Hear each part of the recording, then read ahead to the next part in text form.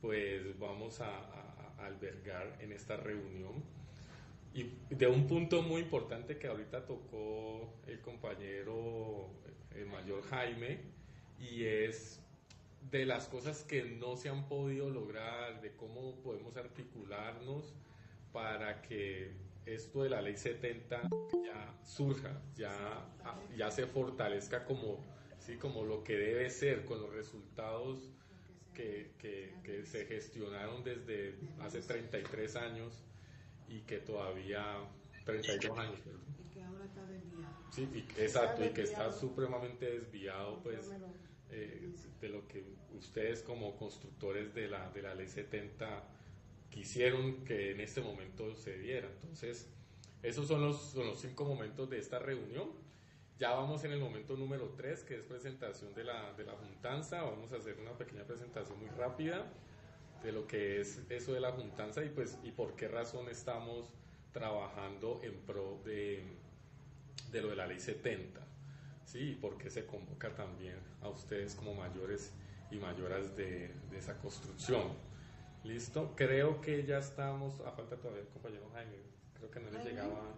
Jaime, yo creo que sí. Le mandé el link ya. ¿Ya? Sí, Ya, eso listo, esperemos listo. a ver. Dígale Entonces, que ya. pero mientras tanto, pues vamos como para irnos, ir avanzando. Voy a continuar con lo de la presentación que estaba haciendo ahorita. Por favor, me confirman si están viendo la pantalla de PowerPoint. ¿Sí? No sé si lo retomamos. Sí, se está viendo la pantalla yo la estoy viendo. Perfecto, listo. La constituyente. Listo, sí, entonces aquí está. Digamos, voy a devolverme un poquitico nomás porque como la abuela Aira no estaba en el momentico, voy a devolverme un poquitico aquí. No, yo sí estaba. ¿Ah, sí? Como no habían llegado los demás, yo me salí un momentito. Ah, ya. No, pero Yo llegué temprano.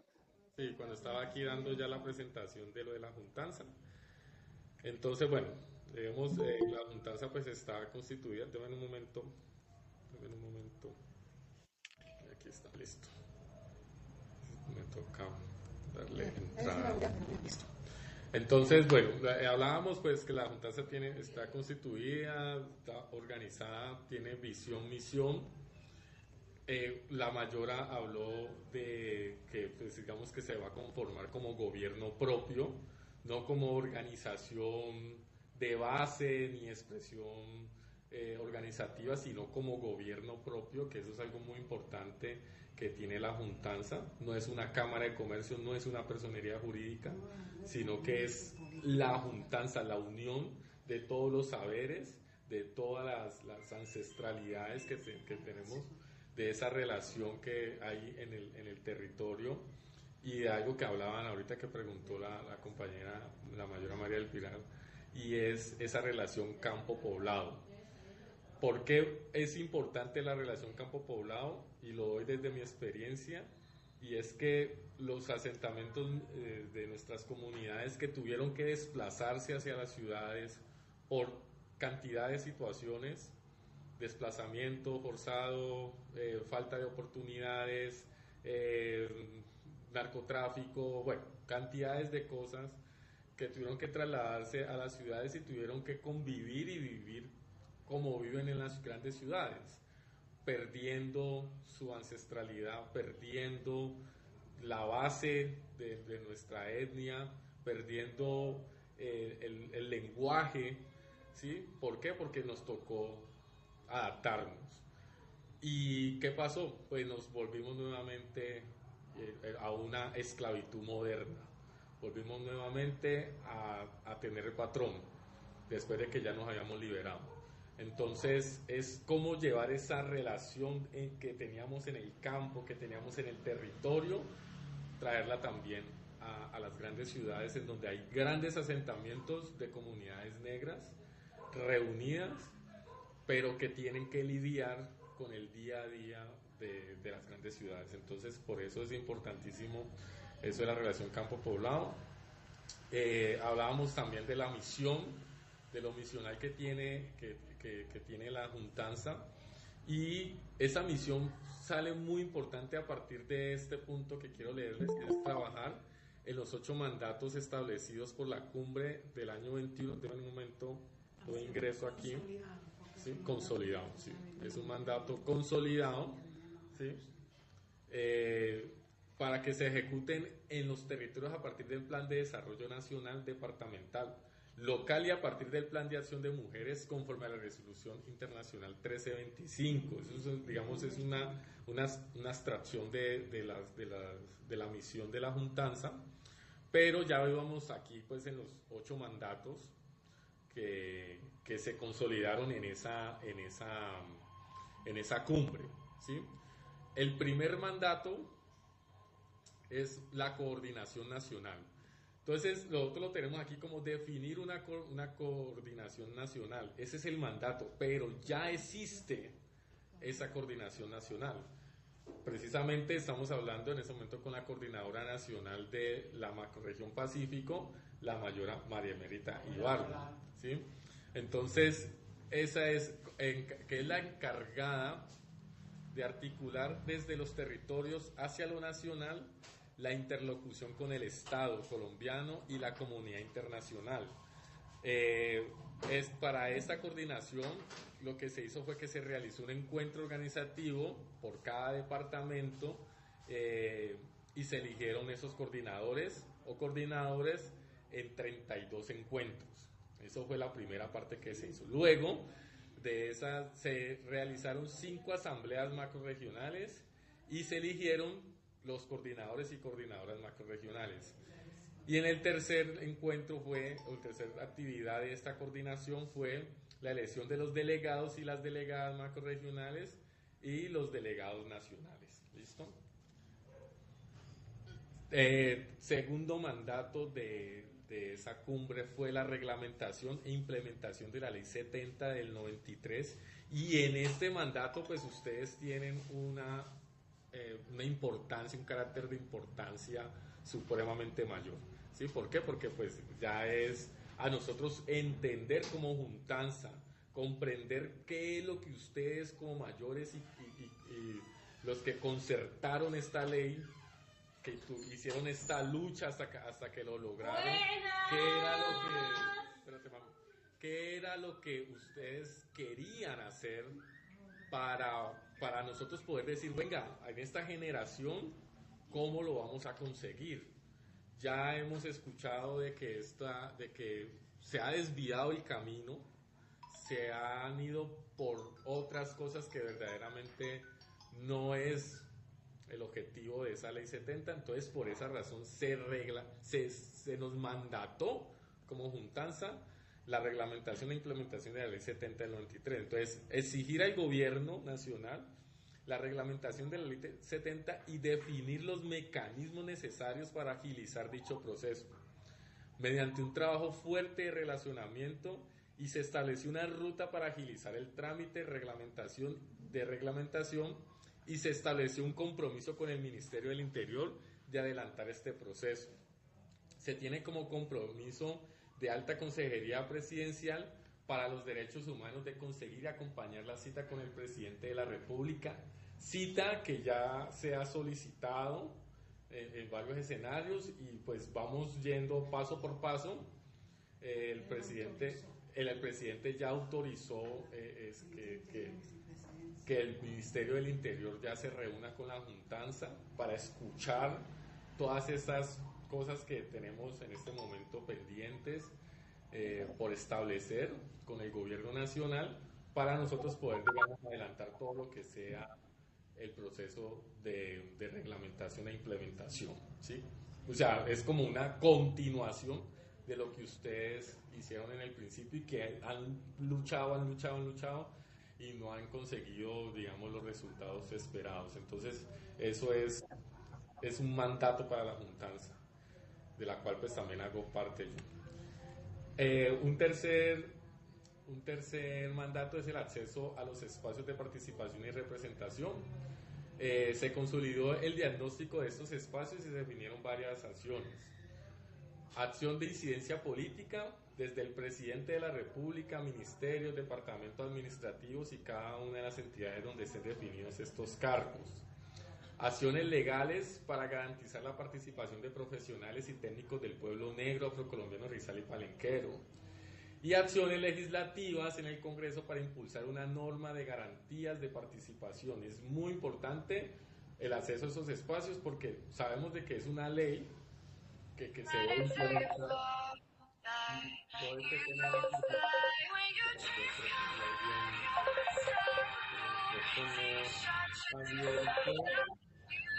este compañero Víctor, silenciar mientras tanto, ¿no?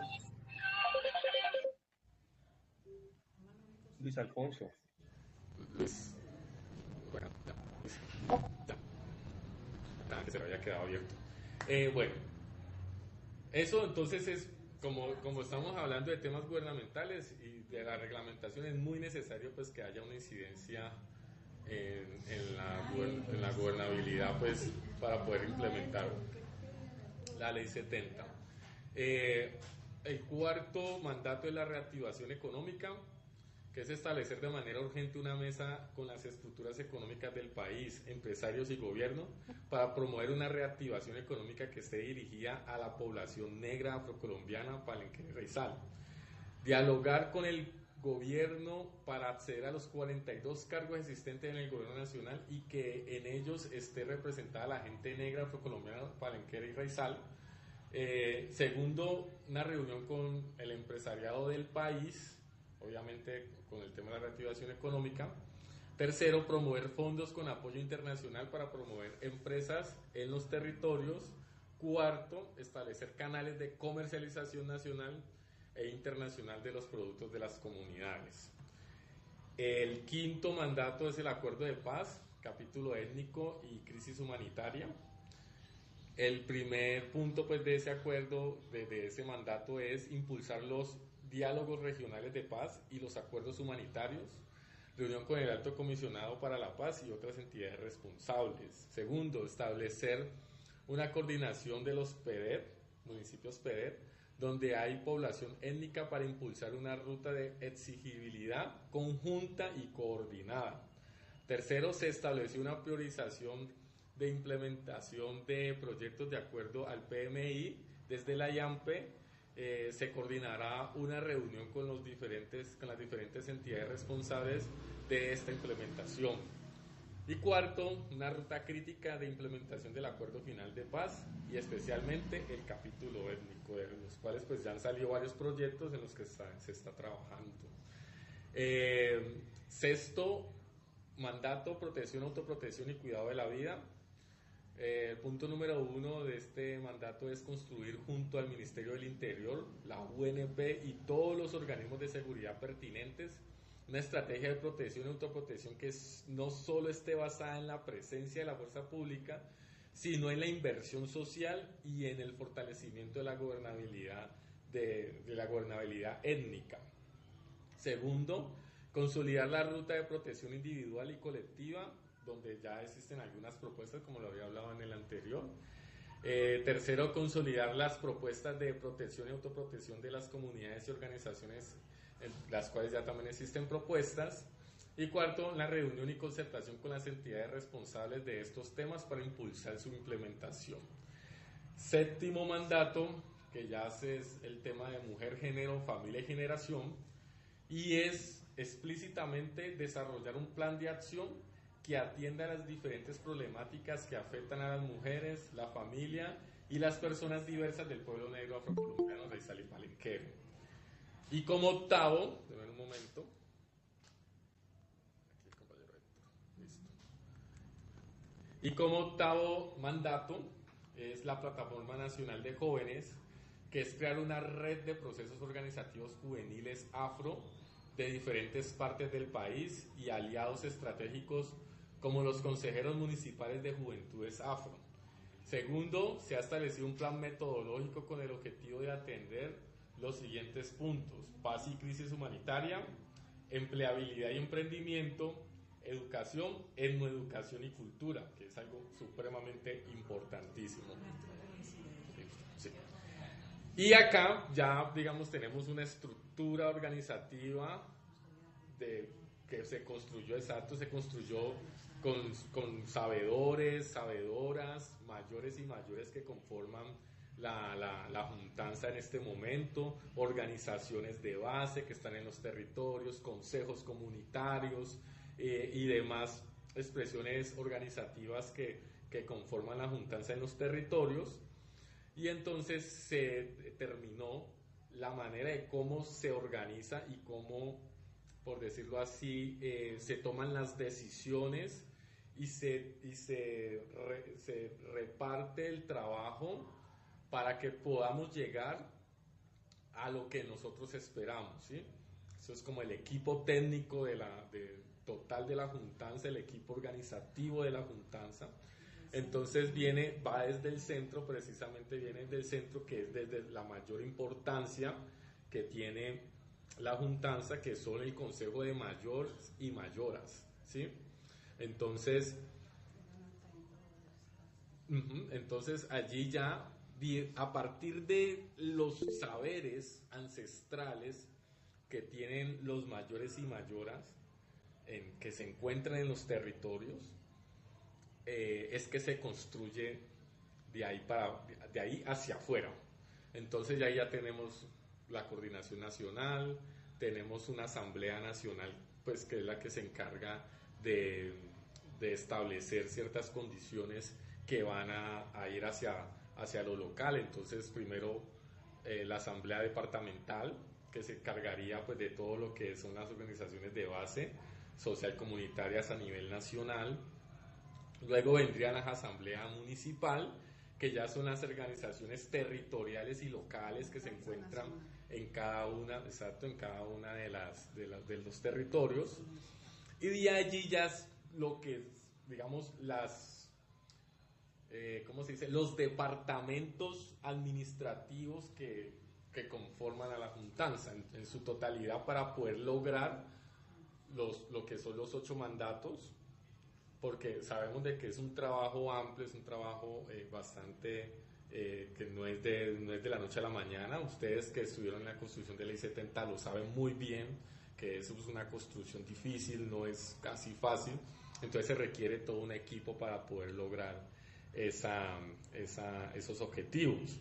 Entonces arrancamos desde el equipo técnico, que digamos que es donde hacemos parte el compañero Joan, mi persona, que nos encargamos pues de todo lo que es la coordinación de comunicaciones, coordinación de cultura, coordinación de productividad y coordinación de la contaduría o la parte contable de la juntanza.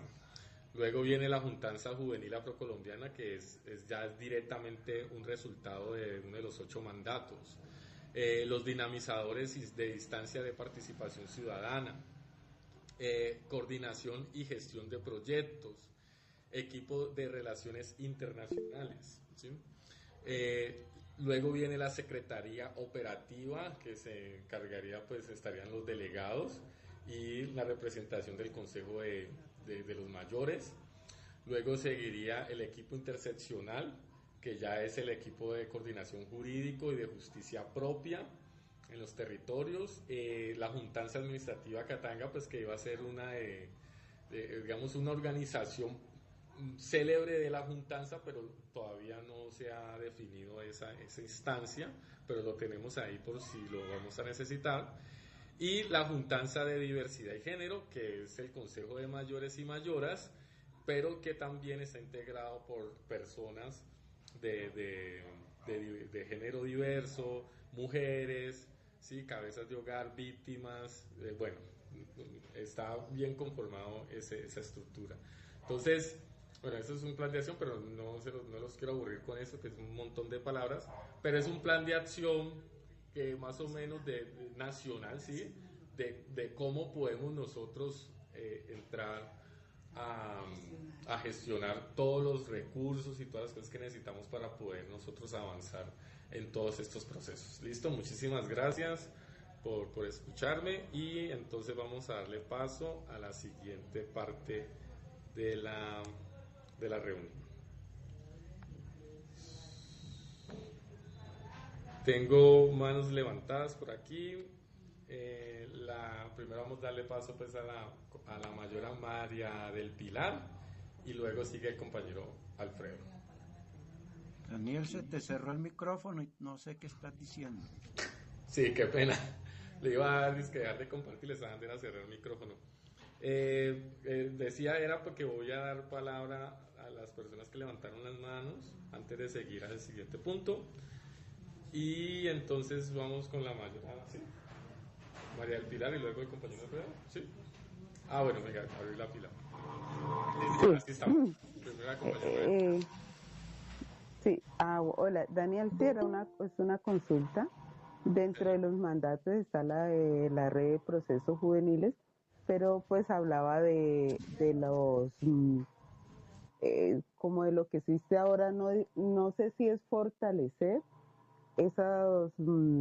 los grupos de jóvenes de las redes juveniles que están ahora, o es crear nuevas. Entonces,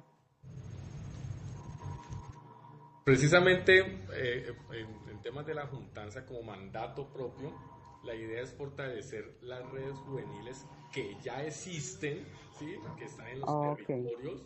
Obviamente tratar en lo posible de atraer la mayor cantidad de procesos juveniles que en este momento no son organizativos, pero decirles, venga, nosotros también acá los podemos fortalecer, los podemos apoyar, porque, exacto, a través de los mayores y las mayoras. ¿Por qué? Porque, ¿qué es lo que pasa? Hay procesos organizativos juveniles que están mal enfocados, ¿sí? No tienen ninguna estructura desde la base ancestral, sino que están bajo las modas, por decirlo así, lo que hay ahora. Sí, divertirse y muchas cosas, pero lo que mandatan los mayores desde la ancestralidad es otra cosa totalmente diferente. Entonces, la idea es fortalecerlos de conocimiento ancestral, de proceso organizativo e inmediatamente también en todas sus estructuras de cultura en la jurisdicción afro. ¿Listo? Y los mandatos, por ejemplo, lo de los fondos de cooperación, mujer y género, o sea, ¿cómo funciona cada uno de esos espacios? Listo, ya le un minuto, listo. Ya se comentó el compañero. ¿O todavía no funciona? No, sí, es una idea. Sí, mire. Sí, o sea, ¿qué es lo que estamos haciendo?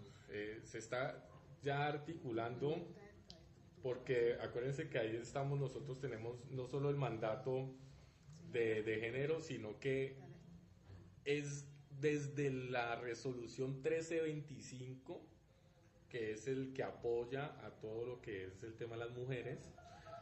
Nosotros estamos ya generando proyectos estructurales que vayan directamente a mejorar las condiciones de las mujeres, pues obviamente de género diverso, las que han sido víctimas, las que han sido desplazadas, las que son madres cabeza de hogar, ¿sí?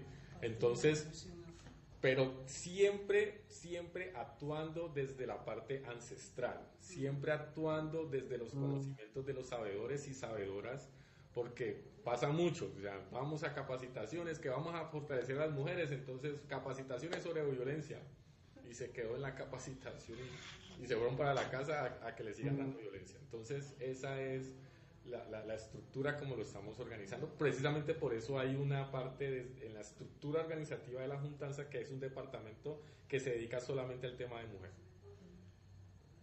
Ya, listo. Sí, porque familia también ya tenemos lo de la prohibición del castigo físico. Pero no sé si es 1440, algo así, ¿no? La resolución 1440. Listo, gracias. Listo, Mayora María del Pilar. Seguimos con el compañero Alfredo. Tiene la mano levantada, por favor. Bueno, yo primero agradecerles que me hayan invitado.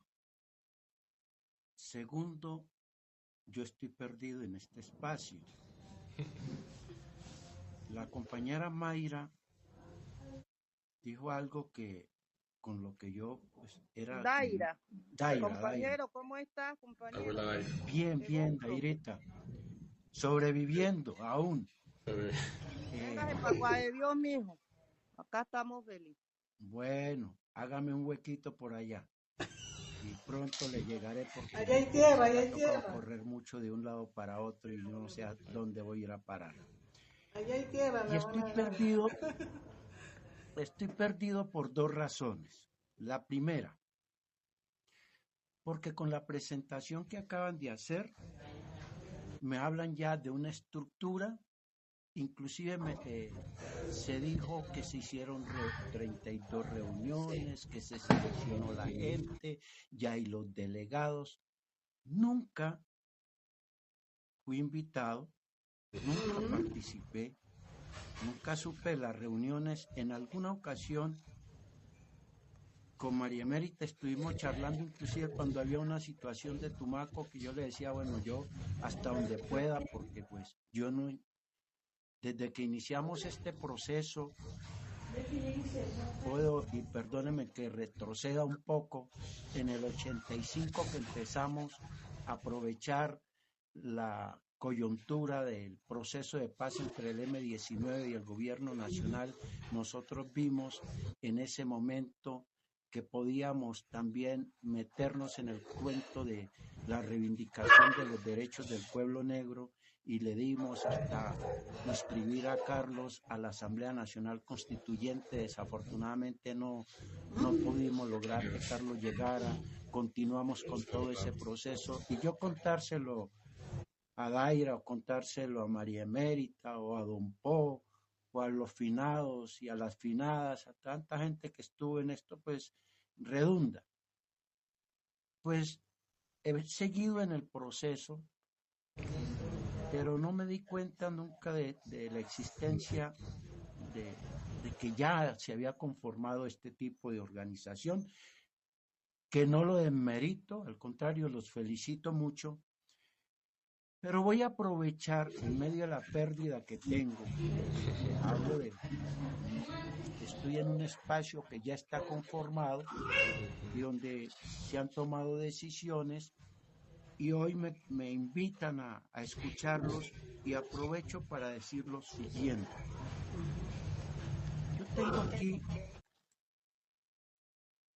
una serie de preguntas que la compañera Emérita me mandó. Y dice, ¿cuáles fueron las propuestas de los pueblos afro, raizales y palenqueros antes de la sanción de la ley? ¿Cuál es la importancia de los palenques en ese momento de la escuela de la T55? ¿Qué pueden aportar los palenques, quilombos, los procesos organizativos? ¿Cómo se ha concebido y materializado la Ley 70 en los consejos comunitarios? ¿Cuáles, a su juicio, son las actividades más urgentes a realizar? Esas 5 preguntas, creo que hay más, bueno. Lo envié yo, compañero, se lo envié a la compañera María Emérita, y yo disculpe que hable un poquito de lo que usted está leyendo, porque cuando yo conversé con ella, el espacio de la cual se habló y de lo que conversamos es un espacio distinto al que estamos en este momento. Y yo dejo claro que en ningún momento desmerito la juntanza. Sé que es un espacio importante, pero insisto, es otro momento. Entonces, este momento es para hacernos preguntas. ¿Por qué estamos así? ¿Por qué hay este desenfoque? ¿Por qué no se han logrado los objetivos? ¿Cómo fue que empezamos? Yo pensé que era para algo así.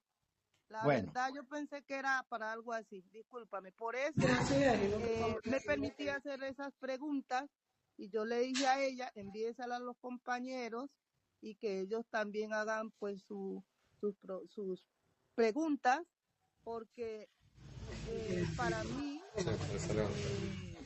creo que debemos devolvernos y bastante, porque estamos muy mal realmente. Bueno, ok, entonces, tomando eso, yo me hice un recuento de todo lo que ha pasado, ¿sí? y tengo inclusive una serie de documentos que sería importante compartirlos en el momento en que podamos estar más en lo presencial que en una virtualidad y cuando nos podamos encontrar, porque lo que usted dice, compañera, es cierto, tendríamos que devolvernos y mirar qué es lo que nos pasó. Primero, ¿cuál es la lectura que tenemos de la Ley 70? Y antes de hablar de la lectura de la Ley 70, tendríamos que retomar nuevamente el mandato del AT 55. Es que nos equivocamos y estamos tan perdidos que hoy, el año pasado, en el 2023, cuando se conmemoró 30 años de la Ley 70, se fue a hacer una fiesta cuando debimos haber llorado. ¿Por qué teníamos que haber llorado? Porque si bien hicimos un esfuerzo, obtuvimos una ley, nunca se ha aplicado. Lo primero que se reglamentó de la Ley 70 fue la tenencia de las tierras, poder estar en los territorios. Y ese con el 1745, que fue un trabajo arduo, desde las bases, con cada uno de los que estábamos. Corríamos para un lado y otro y logramos presentar una propuesta de reglamentación del capítulo tercero. Eso le dolió a la sociedad colombiana. Eso le dolió inclusive a los Estados Unidos, que le dijo al presidente Gaviria que cómo era posible que se entregaran los territorios a unos negros que no los sabían manejar. Así de sencillo. Y a partir de ahí vinieron los obstáculos, pero lo peor de todo es que a partir de ahí vino el descalabro, como dijera yo, la ruptura al interior de las comunidades negras. Porque empezamos a crear organizaciones y todo mundo apareció. Yo soy el dueño de la Ley 70, yo soy el único, y yo soy el representante, y empezamos a presentar proyecticos y nunca nos interesamos por ver cuál era el mandato. Perdimos la visión de lo que nos ordenaron hacer. Y está ordenado en la constituyente, en el AT 55, que dice que en los 2 años siguientes a la puesta en marcha de la Constitución, el gobierno tenía que expedir una ley que nos permitiera, y aquí viene la parte fundamental y legal, que nos permitiera estar en igualdad de condiciones con el resto de la sociedad colombiana en términos de educación en todas las económicos, culturales. ¿Qué nos tocaba hacer? Revisar qué escribimos en la Ley 70 y en el momento de la reglamentación, sin cambiar porque la ley ya estaba aprobada, ajustar las partes débiles del proceso. Entonces nos comunicamos. Que el compañero Antonio cierre el micrófono y entonces nos perdimos de eso y seguimos y con la representación y nos fragmentamos tanto, a tal punto que cuando el compañero Daniel hizo la lectura de la visión y la misión, decía esto: llegar a ser, la juntanza llegar a ser, no, nosotros somos. Lo que no hemos tenido es fortaleza. Nosotros nunca como pueblo negro hemos sido desunidos.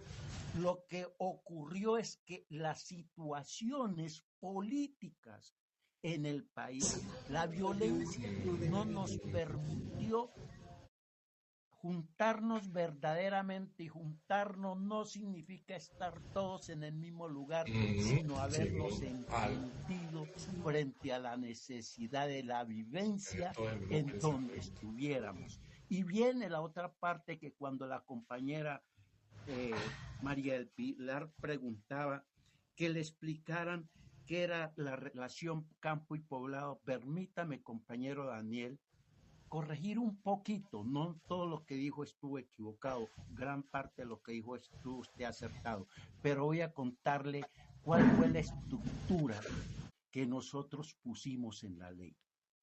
Cuando hablábamos de relación campo-poblado, en ese momento de la construcción de la ley 70 no teníamos aún la violencia que vivimos hoy, pero sí teníamos un grave problema, que era que en nuestros pueblos no había nada, no había formación para nuestras comunidades, habían escuelas donde llegábamos a recibir lo que nos daban con la visión de el otro, con la visión de una educación de Occidente que nada tiene que ver con nuestra propia educación.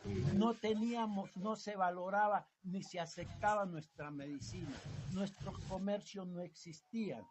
Y entonces nuestros niños, nuestros jóvenes, nosotros mismos, para poder lograr asimilar y estar en un poquitico de igualdad con el resto de la sociedad, teníamos que irnos a los campos poblados a recibir la educación de ellos, más no la nuestra, para tratar de sobrevivir.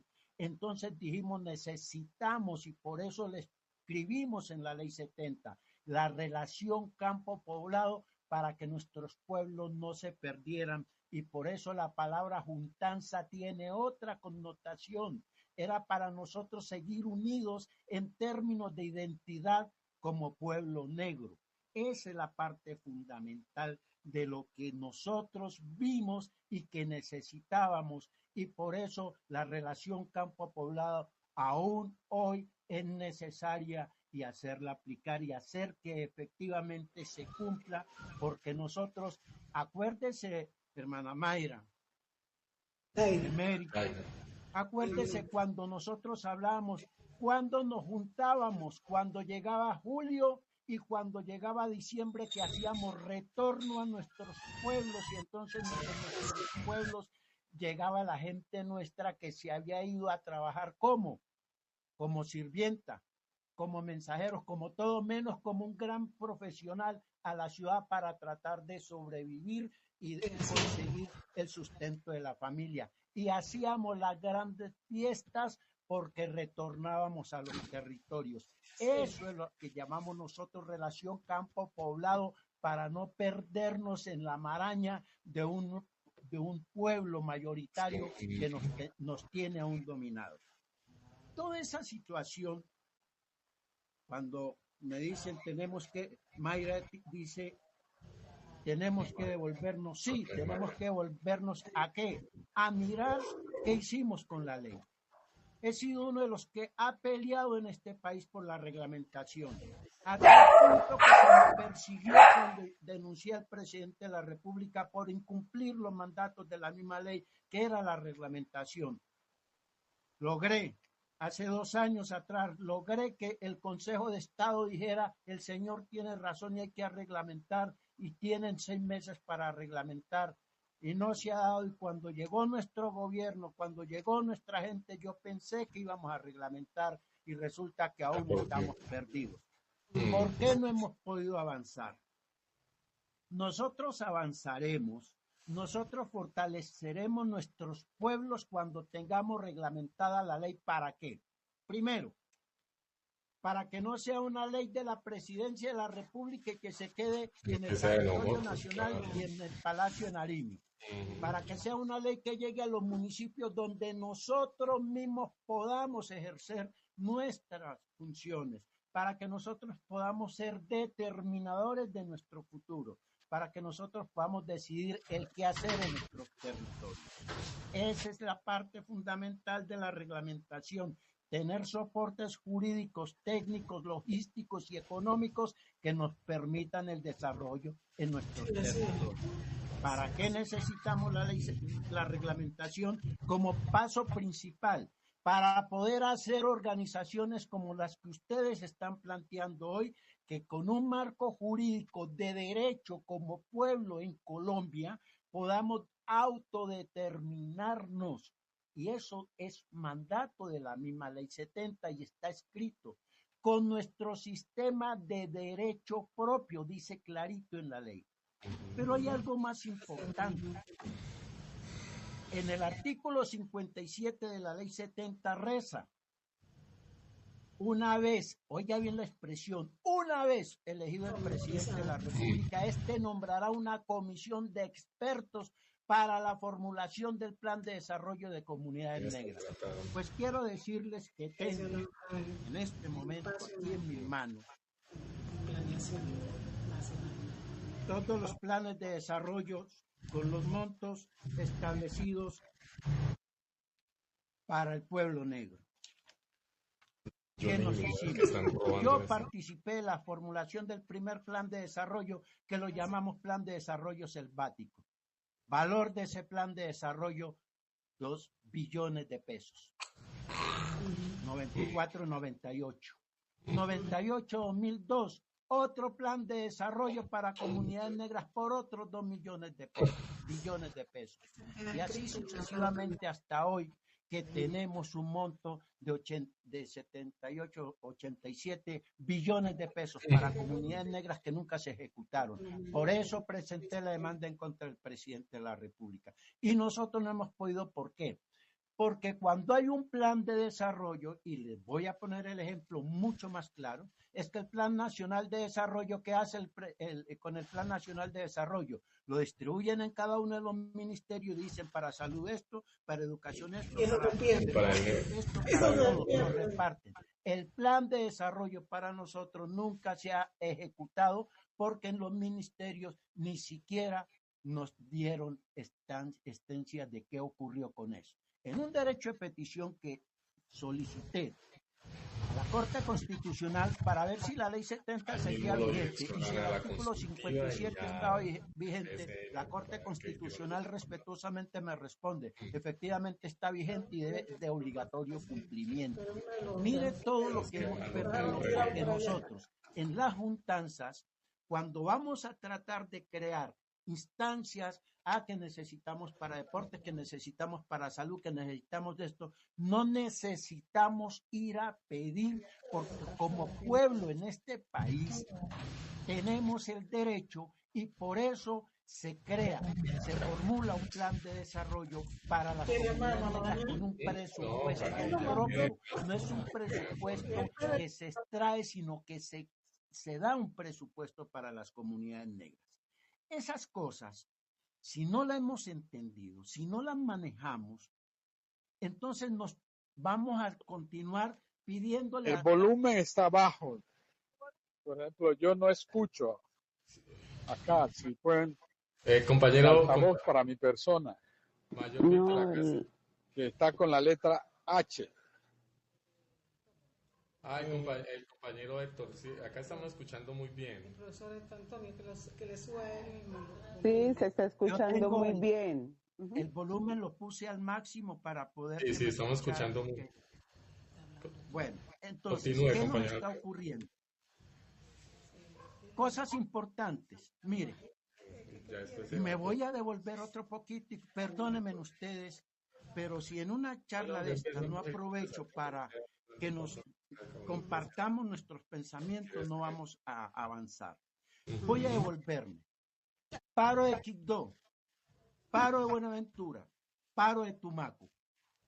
Acuerdos firmados por cada uno de los presidentes, reglamentar la ley 70. Hoy, ¿dónde estamos? Sin ley 70 reglamentada. Mientras que no se reglamente la ley, nosotros, los recursos nuestros se han prestado para la politiquería. Hoy, cuando le solicité al Ministerio de Hacienda que me diera por escrito, en un derecho de petición como ciudadano y como hombre negro, solicité que me diera los montos destinados a cada uno de los ministerios en materia, oiga bien, específica de los planes de desarrollo, y le dije al gobierno nacional cuáles eran los planes de desarrollo y qué montos tenía, cuál era el número del documento COMPES que autorizó la ley 188 de 1995, la ley 588 de 1999, la ley 812 del 2003, la ley 1151 del 2007, la ley 1450 del 2011, la ley 1753 del 2015, donde están los documentos COMPES que autorizan el desembolso de los recursos específicos para comunidades negras. Esas platas no llegaron por ningún lado a ninguna parte, a nosotros no nos llegaron. ¿Y cómo nos van a llegar si en nuestras alcaldías, cuando vamos a decirle al alcalde, me dice, el alcalde a todos nos dice, no, yo tengo un presupuesto, lo que me da la nación es esto, pero nunca nos dijeron que le habían girado, cuánto le giraron el monto de la plata de comunidades negras para nosotros? Esos son los vacíos que tenemos y que hay que buscar a todas costas que se corrijan para que nuestras propias comunidades puedan iniciar procesos de desarrollo. Cuando usted hablaba, compañero, en lo que estaba presentando, en los mandatos que tiene la Juntanza, que hicieron en el 2021, por ejemplo, lo de los municipios FEDER, mire, yo conozco de eso tanto que me asusta saber que la plata de comunidades negras toda se ha perdido. Es muy poco lo que se ha invertido en las comunidades y no hemos podido que esas platas realmente sean manejadas por las comunidades negras con un banco para comunidades negras o con un fondo de comunidades negras, y no como el Ministerio de Agricultura, que quiso apoderarse de la Ley 70, decía, no, pues es que le hacemos unos créditos. No, esto no es un problema, nosotros no solucionamos el problema nuestro con un crédito.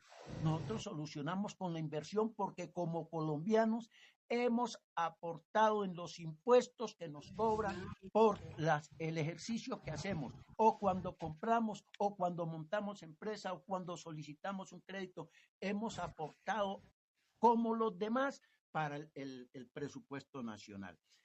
Es decir, tenemos que sentarnos nuevamente, hacer una revisión de la ley, en dónde se ha cumplido. En materia de educación, no hemos podido tener que efectivamente tengamos una educación diferencial, una educación propia. Nos siguen imponiendo la educación de ellos. En materia de salud, no hemos podido que nosotros tengamos una medicina propia. No se creen los conocimientos de nuestros ancestros. Yo soy el hijo de un curandero nato, conocido en todo el Pacífico. El lobo de la selva fue un hombre que se conoció a nivel del Pacífico y a nivel de la zona andina, porque anduvo por este país mostrando su saber, y lo único que hicieron fue burlarse de él. Esas cosas que tenemos que mirar para poder hablar entonces de cómo vamos a reglamentar. Y en lo que usted marcaba ahora, entonces vamos a ver en el marco del derecho internacional cómo nos cobija y hacer un análisis, saber qué se ha cumplido de ese mandato de los acuerdos internacionales que hacen parte del bloque de constitucionalidad, como el convenio 169 de la OIT, que nos da a nosotros unas garantías por ser acuerdos internacionales, como el mandato que tiene la ley 70, pero que no se cumple. Esas serían las cosas que tendríamos que revisar para ver en dónde estamos. Mire, felicito a usted por el ejercicio que hace, pero usted mismo en su narrativa ahora decía, nosotros que recién estamos llegando, ahora se presentó un compañero que es de Salahonda. No hay otro salahondeño como yo. Y él sabe. Yo también soy de Salahonda. Gracias, Claudia. Yo soy el famoso lobo de la selva. Todo el mundo me conoció en Salahonda. Sí, señora, sí escuché, y que por ahí la maestra Aira le decía que se fuera para Agua de Dios, pero usted sabe que usted tiene su casa allá en Salahonda. Pero ¿qué ocurre? Nosotros no podemos estar anclados en unas partes mientras que veamos que lo que construimos, lo que nos tocó como país, porque esto fue un parto de mulas, lo que nos tocó parir hoy se siga diluyendo y con representaciones que no nos lleva a ningún lado. Yo hago parte del Espacio Nacional de Consulta Previa, como hice parte de la primer comisión consultiva de alto nivel, y donde me he dado las peleas más grandes, lo que ustedes no se imaginan, el negro peleando con mis propios hermanos, porque estos espacios se crean y atacando cuánto nos a cae los al padres de la ley 70. A mí me tiene mucha rabia porque siempre digo, el peso que yo vengo a pelear aquí es el peso del pueblo en el territorio. Yo no necesito que me den a mí nada, yo necesito que el territorio quede con plena libertad para desarrollarse con plenitud, teniendo en cuenta el mandato de la ley 70, de acuerdo al sistema de derecho propio. Pero tenemos otro problema.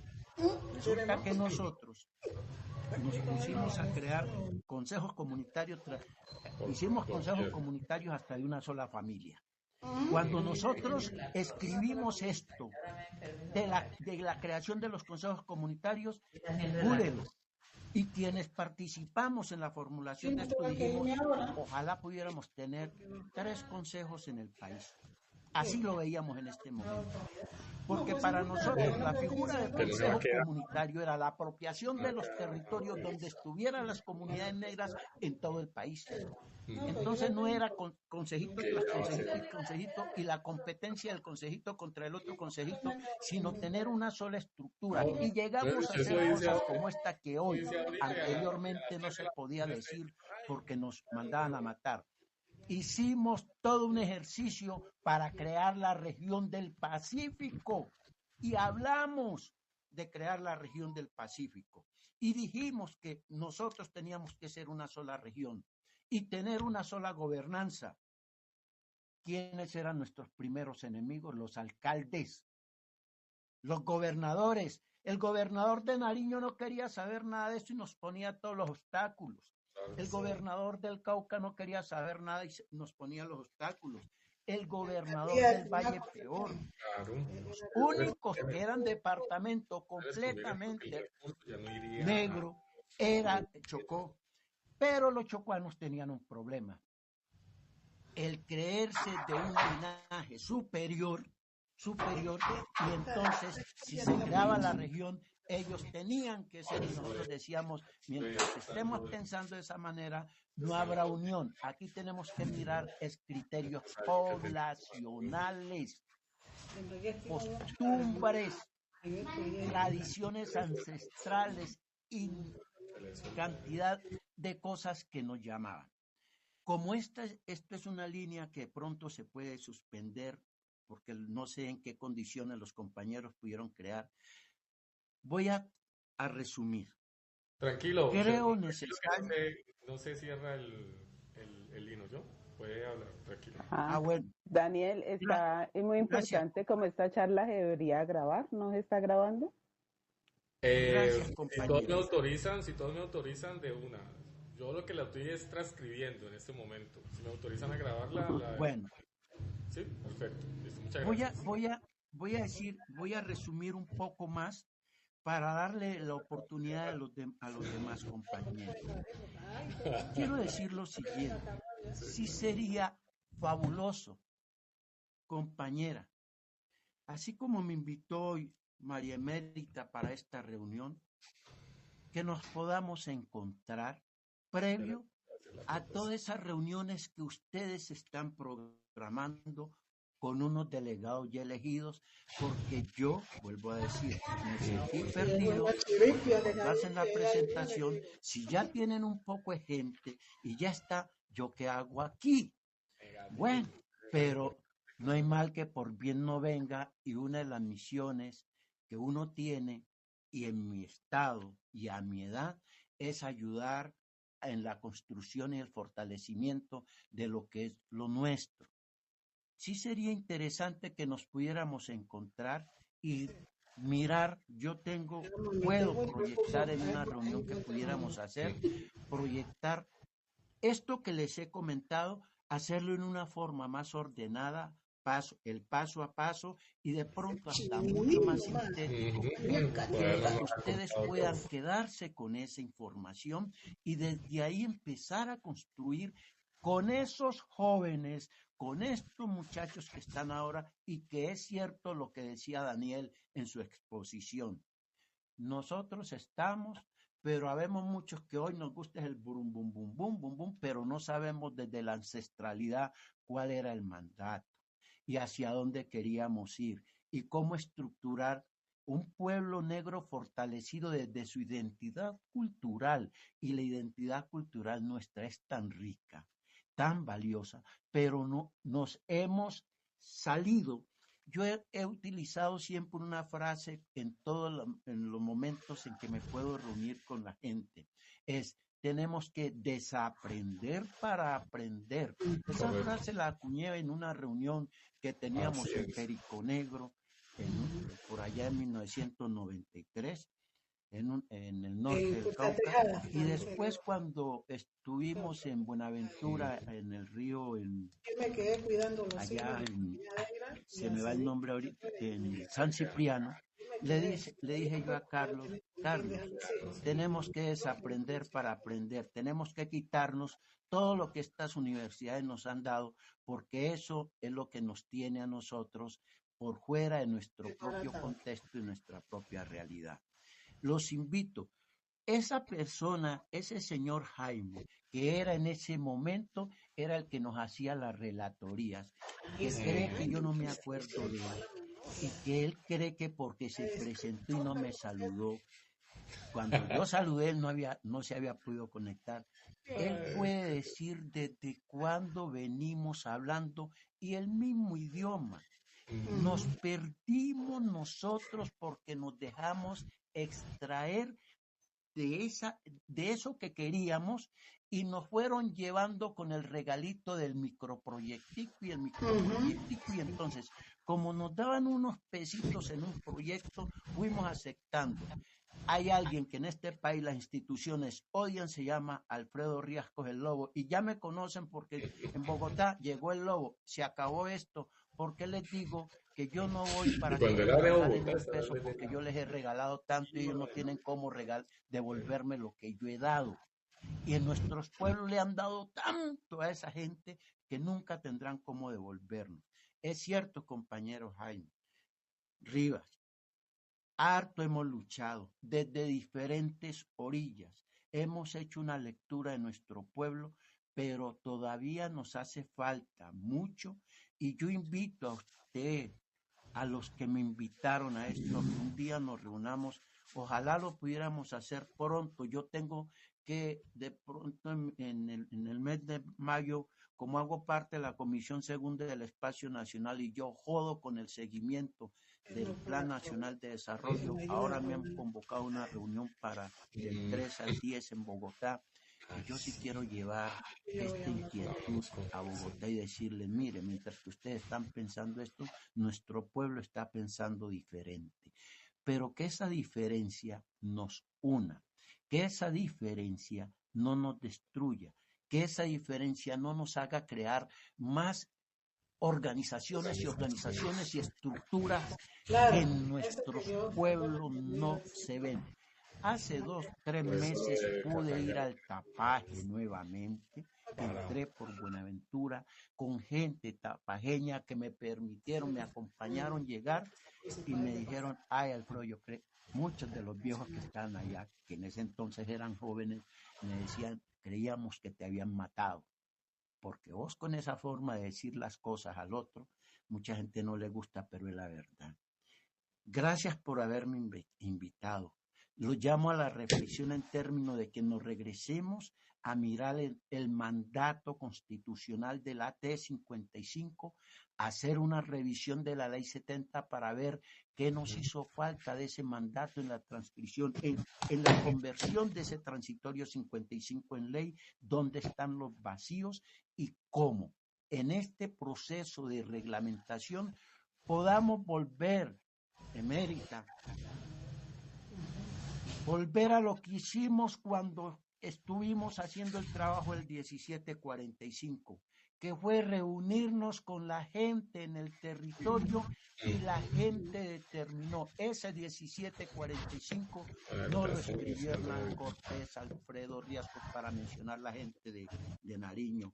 ni Daira, ni Emérita. Ese documento lo escribió el pueblo y así mismo lo hizo el Cauca, lo hizo el Chocó, y nosotros llegamos con una idea que afortunadamente caló en todo el Pacífico y la gente de la costa atlántica y los afropaisas lo acogieron porque estaba construido desde las entrañas del pueblo. A eso tenemos que regresar y hoy, a estos espacios tenemos que empezar.